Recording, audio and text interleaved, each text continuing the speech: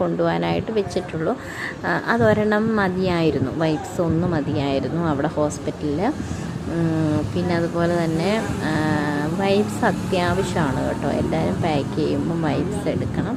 പിന്നെ അതുപോലെ തന്നെ ഡ്രൈ ഷീറ്റാണ് ഇത് കേട്ടോ. ഞാൻ 2 ഡ്രൈ ഷീറ്റ്, ഇത് ഞാൻ ഓൺലൈനിൽ നിന്ന് ഓർഡർ ചെയ്തതാണ്. 4 ഡ്രൈ ഷീറ്റ് ഓർഡർ ചെയ്തു. ഇത് നമുക്ക് എപ്പോഴും ഡെലിവറി ഹോസ്പിറ്റൽ ബാഗിനകത്ത് മാത്രമല്ല, അതിന് ബാക്കിലിങ്ങനെ പ്ലാസ്റ്റിക്കാണ് കേട്ടോ.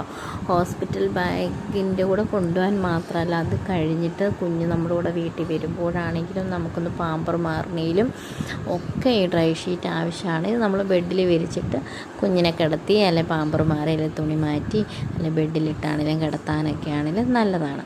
പിന്നെ അതുപോലെ തന്നെ ഇത് നമ്മുടെ കുഞ്ഞിൻ്റെ കയ്യിലും കാലിലും ഒക്കെ ഇടുന്ന മിറ്റൻസും ബുട്ടീസുമാണ്. ഇത് സത്യം പറഞ്ഞാൽ എനിക്കൊരു ഐഡിയ ഇല്ലായിരുന്നു ഇത് കൊണ്ടുപോകണോ വേണോ.